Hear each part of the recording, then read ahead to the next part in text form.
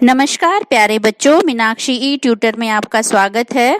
प्यारे बच्चों, इतिहास का सफर एक ऐसा रोमांचकारी सफर है जिसमें हम जितनी परतें खोलते चले जाते हैं वो उतना गहरा होता चला जाता है और उतना ही हमें उसमें आनंद आता है। आज ऐसी ही रोमांचकारी यात्रा की शुरुआत करते हैं हम 1857 की क्रांति की पूर्वगामी क्रांति 1824। प्यारे बच्चों, 1857 की क्रांति के बारे में तो हम बहुत पढ़ते आए हैं, लेकिन क्या हमने कभी सोचा है कि क्रांति ऐसे ही अचानक से उत्पन्न नहीं होती। उसके पीछे बहुत गहरी साजिशें होती हैं, बहुत गहरे परिणाम होते हैं।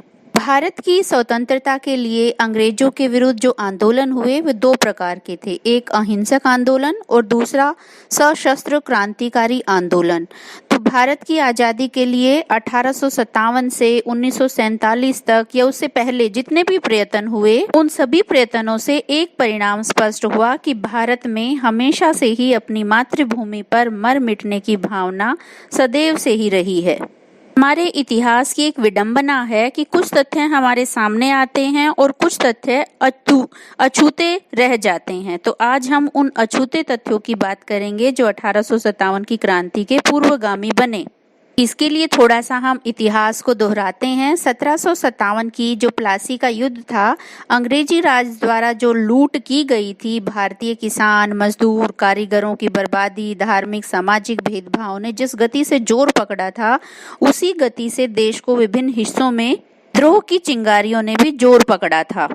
तो इतिहास गवाही देता है सन्यासी विद्रोह की, आदिवासी विद्रोह की, किसान विद्रोह की। लेकिन आज हम बात करेंगे 1824 के विद्रोह की। विद्रोह जो है, जो बैरकपुर से ही शुरू हुआ था और सेना ही इसकी वजह बनी थी। कारण क्या था? हम सभी जानते हैं कि उस समय में भी 80% जो लोग थे वो भारतीय थे सेना में, क्योंकि उन्हें कम वेतन मिलता था और अंग्रेज चाहते थे कि कम वेतन वाले जो सैन्य पक्ष है वो हमारे रक्षा भी करें और आर्थिक बचत भी होती रहे। तो बंगाल रेजिमेंट को 1824 में आदेश मिला कि बैलों की पीठ पर बैठकर वो हुगली नदी को पार करेंगे। रेजिमेंट ने आदेश मानने से इनकार कर दिया और हुआ क्या, बहुत सारे जो सैनिक थे उनकी निहत्थे ही हत्या कर दी गई।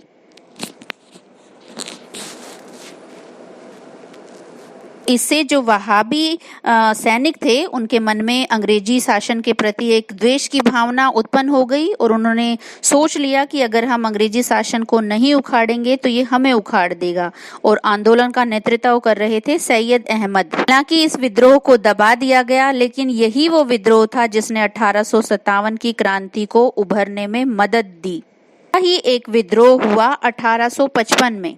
हुआ क्या, हैदराबाद के जो निजाम थे उनकी फौज में घुड़सवार सेना ने ब्रिगेडियर मैकेंजी की फौज पर हमला कर दिया और यहाँ इस जो विद्रोह में ब्रिगेडियर जो मैकेंजी था उनके शरीर पर 10 घाव लगे और बड़ी मुश्किल से उनकी जान बच पाई। हालांकि इस विद्रोह को भी दबा दिया गया, लेकिन यही वो विद्रोह थे जिसकी वजह से 1857 की क्रांति की भूमिका तैयार हुई थी। तो अब हम पढ़ेंगे अपने इस सफर में 1857 की क्रांति के जो महान नेता थे, उन्होंने जिन्होंने भारत की जनता में एक जोश उत्पन्न किया था। हालांकि 1857 की क्रांति भी असफल रही थी। वो कौन से ऐसे अंग्रेजी हुकूमतकार थे जिन्होंने ब्रिटिश सेना का नेतृत्व किया और विद्रोह को दबाने में मदद की? प्यारे बच्चों, चूंकि हम पहले ही बता चुके हैं कि इतिहास को अगर हम एक कहानी के तरीके से या मजाकिया तरीके से लर्न करेंगे तो वो सारी चीज़ें हमें इंटरेस्टिंग लगने लगती है, क्योंकि एक साइकोलॉजिकल पॉइंट है।